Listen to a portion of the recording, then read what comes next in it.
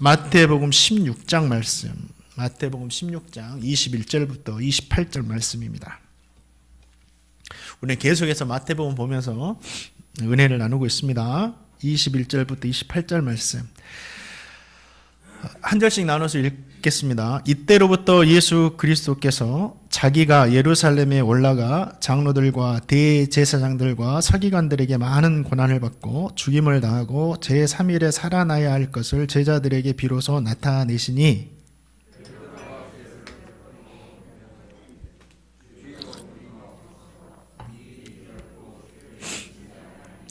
예수께서 돌이키시며 베드로에게 이르시되 사탄아 내 뒤로 물러가라.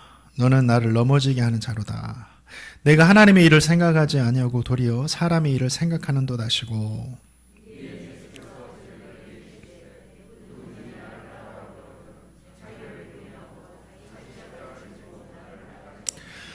누구든지 제 목숨을 구원하고자 하면 잃을 것이요 누구든지 나를 위하여 제 목숨을 잃으면 찾으리라.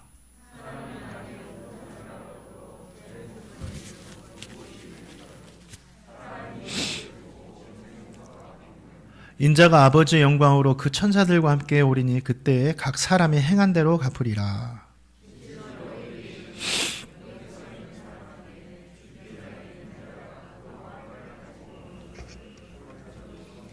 아멘. 오늘 말씀에는 주님께서 구원자로 오셔서 구원자로서 감당해야 하는 사명에 대해서 말씀해 주셨습니다. 예수님은 베드로의 신앙 고백을 통해서 자신이 그리스도가 되시고 하나님의 아들 되심을 본격적으로 밝히기 시작하셨죠. 그리고 베드로의 신앙 고백 후에 구원자로서 자신이 감당해야 하는 사명이 십자가와 부활에 있음을 드러내시면서 나는 이제 십자가 가지고 부활해가지고 그 사명을 감당해야 돼라고 구체적으로 알려주셨습니다. 그런데 주님의 이 구원자의 길을 메시아의 길에 대한 이야기를 들었던 베드로가 주님 그러면 안 된다고 주님 죽으시면 안 된다라고 정말 적극적으로 만류합니다. 그런데 인간적으로 보면 참 좋은 모양 같은데 예수님은 베드로가 자신의 죽음을 만류하자 사탄아 물러가라. 너는 나를 넘어지게 하는 자로다. 왜 하나님을 생각하지 못하고 사람의 일을 생각하느냐 이렇게 강하게 책망을 하십니다. 그리고 제자들에게 너희들 잘 들어. 나를 따라오려면 나처럼 자기를 부인하고 십자가 져야 돼. 그 사람만이 나를 따를 수 있어라고 제자들에게도 십자가 지라고 이렇게 말씀을 하십니다. 오늘 말씀을 읽으면서 왜 주님께서는 십자가와 부활에 대해서 제자들에게 말씀을 해 주셨을까? 또 베드로가 주님 죽으시면 안 된다고 할 때 왜 이렇게 사탄아 물러가라고 하면서 강력하게 책망을 하셨는가? 이러한 것들을 생각하면서 또 말씀을 한 구절 살펴보면서 주님 주신 은혜를 나누고자 합니다. 자, 16장 21절 말씀 같이 한번 읽어보겠습니다. 시작.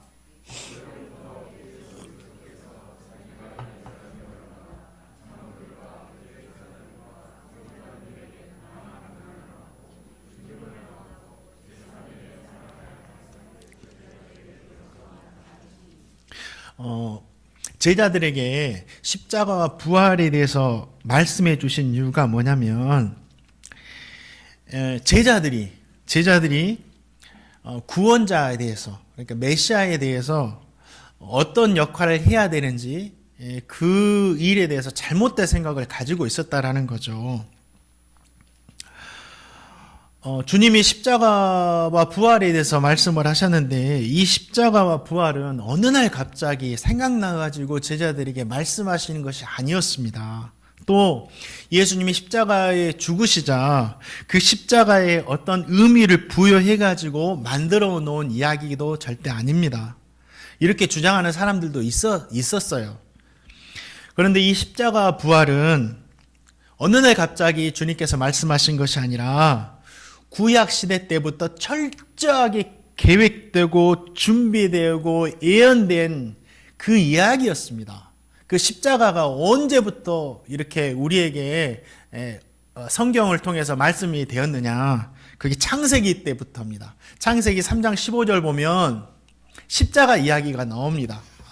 표면적으로 나오지 않지만 이 말씀이 십자가의 죽음에 대한 이야기거든요. 자, 창세기 3장 15절 말씀 한번 읽어보겠습니다. 창세기 3장 15절 말씀 읽겠습니다. 시작.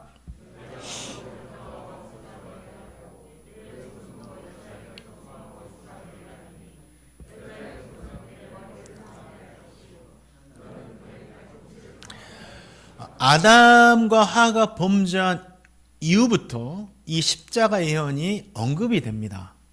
자, 이 말씀에서 여자는 단순히 그냥 생물학적인 여자를 말하는 것이 아니라 히브리 단어에 보면 처녀를 말합니다. 처녀. 예, 처녀. 그런데 처녀의 후손이라고 말했어요. 여자의 후손. 그러니까 이 처녀는 동정녀를 말하거든요. 마리아를 의미합니다. 처녀인 마리아. 그리고 여인의 후손은 처녀의 몸에서 탄생하실 분을 말하는데 그분이 누구였어요? 예수님이셨습니다. 말씀에 보면 여인의 후손인 예수님이 사단의 머리를 상하게 하고 사단은 예수님의 발꿈치를 상하게 할 것이다 라고 했는데 이것이 바로 십자가를 의미하는 겁니다. 신학적으로 보면. 그러니까 십자가의 죽음을 통해서 예수님은 찔리시고 못 박히시고 채찍에 맞으시니까 발꿈치가 상하는 것을 의미하고 또 사단의 머리를 부수신다는 것은 죄와 사망을 가져온 사단을 완전히 멸하시고 인간에게 구원을 주시는 그 승리자가 되게 하시겠다라는 이 말씀이 십자가의 말씀이 창세기 3장 15절의 예언이에요. 이 예언의 말씀을 동정녀 마리아에게서 탄생하신 예수님께서 십자가를 통해서 성취하신 거죠. 그래서 십자가는 어느 날 갑자기 만들어진 이야기가 아닙니다. 또 십자가에 대한 더 직접적인 예언들이 여러 선지자들 가운데 있는데 그 중에 더 직접적인 것을 알 수 있는 것은 이사야 선지자의 예언입니다. 자, 이사야 선지자가 뭐라고 예언했는지 십자가에 대해서 53장 4, 5절 읽어보겠습니다. 시작.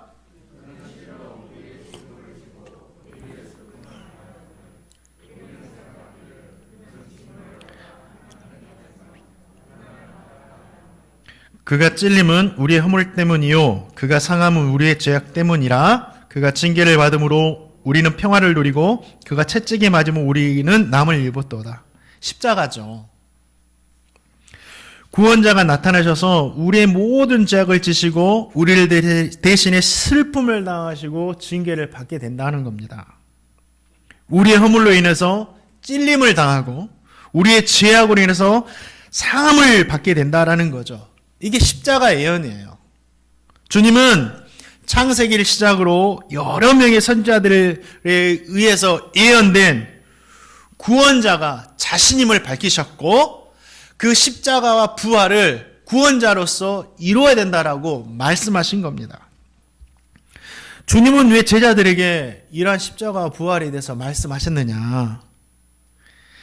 제자들이 베드로의 고백을 통해서 알 수 있는 것은 예수님이 하나님의 아들이시고 그리스도 메시아 구원자라는 것을 정확히 고백했습니다. 그 고백은 정확했어요. 그런데 예수님께서 구원자로서 자신을 어떻게 구원해내야 되는지 그 방법에 대해서는 잘 이해하지를 못했어요. 주님이 구원자는 맞는데 이 구원자가 우리를 어떻게 구원해야 될지 다른 생각을 가지고 있었다라는 거죠. 제자들은 예수님께서 구원자시니까 빨리 이스라엘의 왕이 돼가지고 권력을 차지하시고 그 많은 지금까지 우리에게 보여주셨던 그 기적과 이적을 다 사용하셔가지고 로마를 물리적인 힘을 통해서 물리치시고 이 이스라엘이라는 나라의 왕국을 건설함으로 이스라엘을 구원할 구원자시다라고 생각을 했어요. 이것이 구원자로서 사명이라고 생각했어요. 그래서 베드로가 예수님께서 십자가에 죽으시고 부활하신다고 하자 이 생각을 가지고 있으니까 강력하게 만류한 겁니다. 자, 마태복음 16장 22절 말씀 읽어보겠습니다. 시작. 항변하여 이르되 주여 그리 마옵소서 이 일이 결코 주께 미치지 아니하리다. 이 말씀을 예수님을 불쌍히 해가지고 생각해서 말하는 게 아니에요. 베드로가 예수님이 얘기할 때 항변했다고 말하면 항변했다. 이 항변했다는 말은 강력하게 반대했다. 아닙니다. 틀렸습니다. 이렇게 말한 거예요. 그리고 이 말에는 꾸짖다라는 의미가 있죠. 막 꾸짖듯이 예수님의 생각이 틀렸다라고 꾸짖듯이 말하는 거예요. 그래서 주님 정신 차리세요. 주님이 죽다니요. 죽으시면 안 되죠. 주님이 죽으시면 모든 것이 끝나는데 우리 구원자로 오셨다며요. 아직 왕이 되어서서 이스라엘 구원하지도 않았는데 로마는 물러가지도 않았는데 죽는다니 무슨 말입니까? 그렇기 때문에 구원자이신 주님에게는 절대로 십자가에 죽는 일이 일어나지 않습니다. 제가 그렇게 두지 않을 겁니다. 지금 이런 말을 하고 있는 거예요. 지금까지 주님이 이스라엘의 왕이 되시면 덕점 보기 위해서 지금 따라다니고 있는 거거든요. 그런데 지금까지 고생만 했고 덕 본 것들은 하나도 없는데 죽으신다고 하니까 예수님의 말을 스스로가 허용할 수가 없는 겁니다. 그래서 주님을 만류했던 거예요. 제자들뿐만 아니라 예수님을 찾는 수많은 사람들이 다 이런 생각을 지금까지 가지고 있는 겁니다. 주님을 십자가를 통해 나를 구원할 메시아로 본 것이 아니라 베드로와 같이 나의 만족을 채워주실 구원자로 본 거죠. 그래서 주님께서 자신들에게 많은 사람들이 이렇게 찾아오자 뭐라고 해요? 너희가 나를 찾은 것은 나를 메시아로 본 이유가 아니라 떡을 먹고 배부른 까닭이다 라고 이야기하신 거죠. 주님은 이러한 제자들의 잘못된 생각을 바로잡고자 베드로의 신앙 고백 이후에 메시아, 구원자가 감당해야 하는 사명이 십자가와 부활이라는 것을 정확하게 말씀했다라는 거죠. 그래 베드로야, 정말 네 말처럼 내가 구원자 맞아. 그리스도고 살아계신 하나님이 맞아. 그런데 그 구원은 십자가에서 이루고 내가 부활할 거야. 이렇게 말씀해 주신 거예요. 사랑하는 성도님들, 이 말씀을 통해서 우리는 한 가지 생각해 봐야 됩니다. 하나님의 말씀이 우리가 생각하는 것과 다를 때가 있어요. 그러죠? 하나님의 말씀에 동의하기 어려울 때가 있어요. 그럴 때 어떻게 해야 되죠? 베드로처럼 주님 무슨 말씀이세요? 내 생각은 이건데 주님 잘못됐어요. 주님 고치셔야 돼요. 이렇게 해가지고 주의 말씀이 잘못됐다라고 고쳐야 됩니까? 아니죠. 저와 성도님은 나의 생각을 주님의 말씀에 맞춰야 돼요. 틀릴 때는. 왜죠? 하나님의 말씀이 진리라면서요. 하나님의 말씀이 생명이라면서요. 하나님의 말씀이 완전하다면서요. 하나님의 말씀은 아무리 어리석게 보일지라도 성경에 보니까 그 어리석음이 사람의 지혜보다 뛰어나다고 말씀하고 있습니다. 사랑하는 성도님들, 바라긴 저 성도님 모두가 하나님의 말씀을 나에게 맞추려고 하지 마시고 나를 하나님의 말씀에 맞춰 살아가시기를 주님의 이름으로 축원드립니다. 내가 생각한 것과 하나님의 말씀이 달라서 부딪힐 때 베드로처럼 하지 마시고 나의 생각을 내려놓고 하나님의 말씀에 아멘하며 따라가시기를 주님의 이름으로 축원드립니다.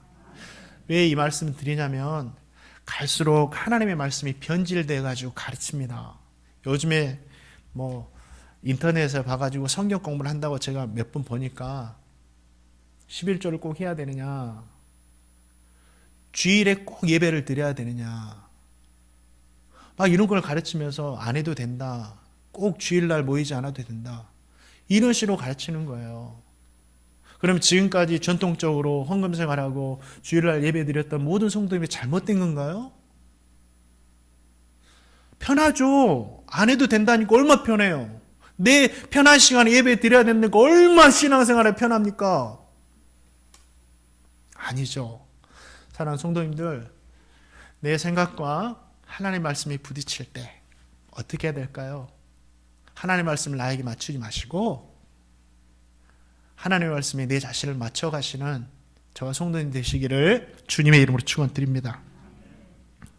또 베드로가 주님의 말씀을 듣고 주님을 꾸지람하듯 안 된다고 했을 때 주님은 베드로의 마음에 무엇이 자리 잡고 있는지를 보셨어요. 우리 주님은 중심까지 보시니까 베드로의 중심에 주님을 사랑하는 마음이 있어서, 안타까워하는 마음이 있어서, 십자가 지시면 아프겠다라는 마음이 있어서 주님을 만류한 게 아니었잖아요. 주님은 그걸 보셨다라는 거죠. 베드로의 중심에는 주님이 계시지 않았어요. 그럼 뭐가 있었죠? 자기 자신이 있었어요. 베드로의 중심에는. 하와도 왜 선악과를 따먹었나요? 하나님이 자기 중심에 있는 것이 아니라 자기가 하나님처럼 되려는 자기가 자기 중심에 있었어요. 그게 사탄이 주는 마음입니다. 내가 하나님 되려 하는 거. 베드로의 마음에는 주님 보셨어요. 자신의 영광이 있었고, 자신의 유익이 있었고, 자신의 욕망이 있었어요. 결국 그 마음으로 인해서 십자가와 부활이라는 이 구원의 길을 반대한 거예요. 하나님의 뜻에 반대하는 그 마음이 뭐예요? 하나님의 뜻에 반대하고 하나님의 말씀이 틀렸다고 하는 것이 그게 사단이죠. 그래서 베드로에게 말씀하시는 거예요. 사단아 물러가라. 그 마음 가운데 사로잡고 있는, 자리 잡고 있는 이 악한 영을 대적하신 거예요. 너는 나를 넘어지게 하는 자다. 강력하게 책망하셨어요. 베드로 자신도 모르는 사이에 사단이의 생각에 사로잡힌 거예요. 우리는요, 사단에게 사로잡히면 자기가 사로잡힌지도 모릅니다. 그거를 합리적으로 생각을 해요. 그게 맞다고 생각을 해요. 주님은 베드로의 중심을 보셨던 거예요. 너의 마음에는 지금 내가 없다. 너의 마음은 하나님도 없고 주님도 없고 오직 네 자신만 있구나. 그러면서 사단아 물러가라. 너는 나를 넘어지게 하는 자다. 강력하게 대적하신 거죠. 자, 16장 23절 말씀이 그 말씀이에요. 한번 읽어보겠습니다. 시작.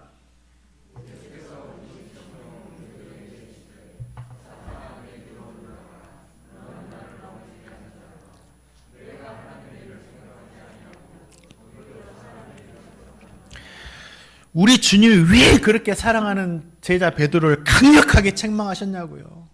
사랑하니까.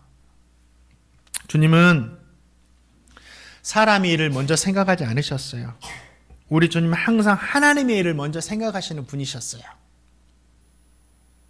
사람의 일을 먼저 근데 이게 어려워요. 저도 해보니까 보이지 않는 하나님과 보이는 사람 사이에서 어떤 일을 선택할 때 하나님의 일보다 사람을 생각할 때가 막 있어요. 그러면 선택하려고. 내 눈에 당장 사람이 보이니까. 목사인 저도. 막 내 눈앞에 보이는 사람에게 미안하니까 하나님 생각하지 않고. 그런데 하나님은, 우리 주님은 아무리 사랑하는 제자더라도 사람의 일이 아니라 하나님의 일을 먼저 생각하셨습니다. 왜요? 어떤 사람이라도, 내가 사랑하는 사람이라도 하나님보다 앞설 수 없기 때문이죠. 베드로 입장에는 서운할 수 있어요. 서운할 수 있겠죠. 그렇게 나를 사랑하셨던 주님이 갑자기 나에게 사탄아 물러가라 하니까. 그런데 주님이 말씀하시면 서운할 필요도 없습니다. 왜냐하면 하나님의 일을 먼저 생각하는 것이 나중에 보니까 진짜 나를 사랑하는 거였어요. 당장은 서운해요. 나를 뭐라고 하니까. 그런데 하나님의 일을 먼저 생각하는 것이 이게 진짜 베드로를 사랑하는 거였어요. 주님께서 생각해 보세요. 주님께서 베드로의 기대처럼 십자가를 지지 않고 세상의 왕이 되셔서 풍랑도 잠잠하게 하시는 그 놀라운 기적으로 로마를 물리치시고 엄청난 영광스러운 왕의 자리를 차지했다고 생각해 보세요. 그러면 베드로의 꿈이 이루어졌을 거예요. 이 땅에서 엄청난 권세를 누렸을 거예요. 그 옆에서. 권력은 왕이 누리는 게 아니라 왕 옆에 있는 사람이 누린다고 하잖아요. 다 누렸을 거예요. 그런데 정말 중요한 거, 주님께서 십자가에 죽으시고 부활하지 않았기 때문에 그가 주님께서 왕이 돼서 권세는 누렸지만 그에게 구원은 없습니다.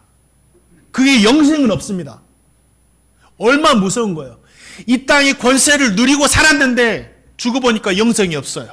구원이 없어요. 심판이 있는 거예요. 그러면 이 땅에 살아서 누렸던 그 권세가 무슨 소용이 있겠느냐고요. 그 말씀이 마태복음 16장 26절 말씀이에요. 한번 읽어보겠습니다. 26절 시작.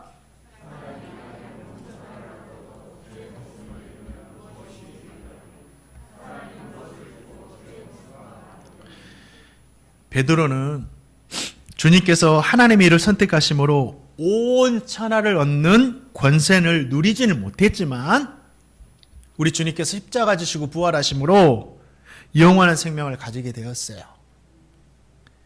이 땅에서의 권세와 영생을 비교할 수 있나요? 우리 주님께서 비유로 말씀하셨잖아요. 영생은 무엇과도 비교할 수 없다고.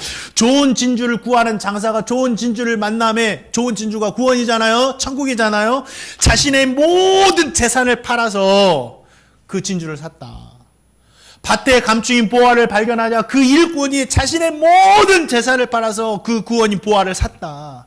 나의 모든 것을 주고서라도 바꿔야 하는 것, 반드시 얻어야 하는 것이 바로 구원인 거예요. 그 구원을 이 땅에서 누리는 권세와 비교할 수가 없다라고 말씀하시는 거예요. 그만큼 구원과 천국은 귀한 겁니다. 신앙생활 하다 보면 하나님과 사랑하는 사람 사이에서 선택해야 하는 경우가 있어요.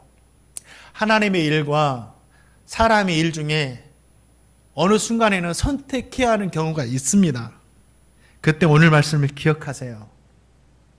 하나님의 일이 가장 귀하고 하나님의 일이 결국은 내가 포기한 것 같은 그 순간에 사람을 위한 일이다라는 것을 기억하셔야 돼요. 하나님의 일을 선택하는 것은요, 상대방을 버리는 것이 아닙니다.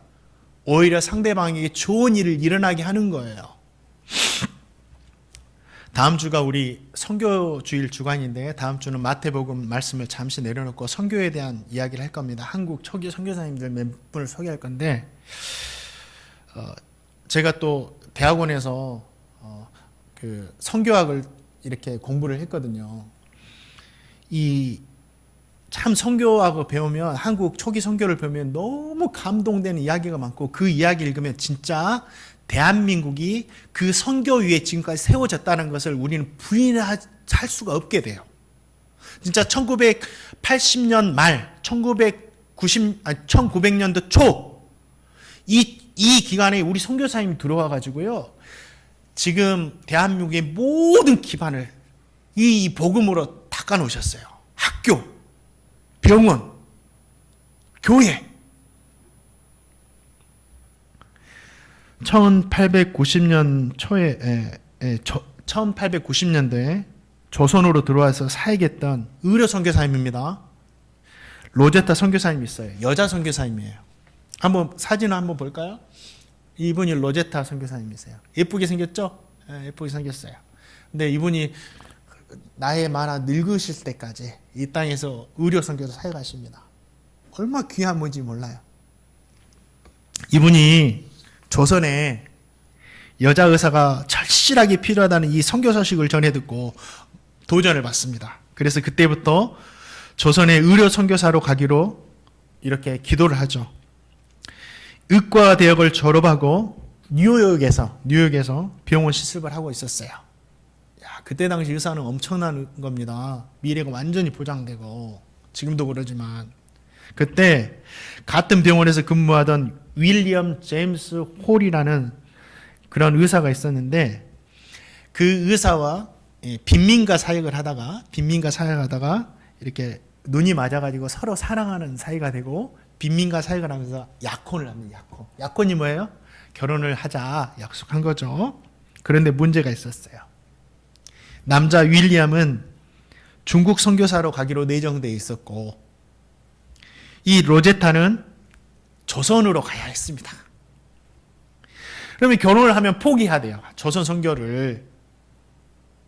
그래서 둘 다는 취할 수가 없어요. 하나님의 일을 택할 것인가 사람의 일을 택할 것인가 여기서 고민을 하시죠. 그래서 이 처녀였던 이 로제타 선교사가 약혼을 파기합니다. 그리고 조선의 마음을 품고 이 처녀의 몸으로 조선 땅에 들어옵니다. 그래서 의료 선교를 해요. 이 젊은 여성분이, 저렇게 아름다운 분이 하나님을 택한 거죠. 얼마나 마음이 아팠을까요? 여러분, 약혼을 포기한다는 것은 그 쉬운 것이 아닙니다. 진짜 어려운 거예요. 그런데 참 재미있는 일이 일어나요. 다 끝났다고 생각했어요. 사랑하는 사람과 다 헤어졌다고 생각했는데 윌리엄 선교사가 우여곡절 끝에 저 중국이 아니라 조선 선교사로 다시 파송이 되어서 로제타 선교사가 들어온 1년 정도 후에 한국으로 들어옵니다. 그래가지고 어떻게 해요? 둘이 만나가지고 1892년 2월에 조선 땅에서 결혼을 합니다. 그래서 부부 의료 선교사로 조선 땅에서 사역을 해요. 참 감동적이에요. 선교 역사를 읽어보면 너무 감동적인 이야기들이, 하나님의 인도하심들이 너무 많아요. 하나님의 일을 선택하면 절대 우리를 손해나게 하지 않으십니다. 이 이야기가 두 선교사님만의 이야기죠.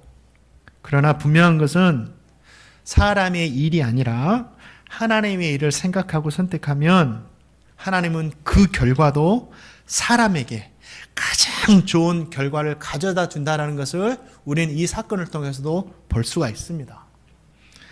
사랑하는 성도님들, 하나님과의 일, 사람 일 사이에서 정말 어느 순간 선택해야 하는 경우가 있을 때 고민하지 마세요.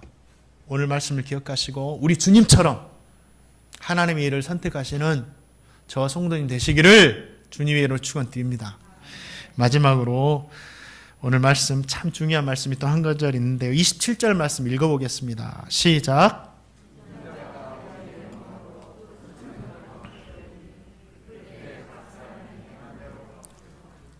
주님은 십자가에 죽으시고 부활하신 것만으로 끝나는 것이 아니었죠.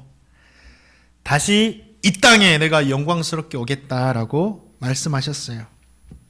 십자가에 죽으시고 부활하심으로 우리 모든 죄를 용서하시고 구원하신 우리 주님은 이제 마지막 날 오십니다. 창세로부터 예언됐던 그 예언의 말씀을 십자가에서 이루신 분인데 우리 주님은 하나님의 말씀을 다 이루셔야 됩니다. 이제 이 말씀처럼 영광중이 또 오신다니까요. 근데 그때 오셔서 오늘 뭐라고 말씀하세요? 행한 대로 갚아주겠다. 행한 대로 갚아주겠다 말씀하십니다.